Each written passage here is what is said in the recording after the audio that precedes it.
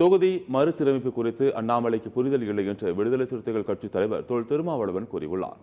சென்னை விமான நிலையத்தில் செய்தியாளர்களிடம் பேசிய அவர், அண்ணாமலைக்கு முழு அளவில் புரிதல் ஏற்பட்டால் தமிழக அரசின் நடவடிக்கைக்கு ஆதரவு அளிப்பார் என்று கூறினார். அவருக்கு இது பற்றிய அடிப்படை புரிதலும் இல்லை.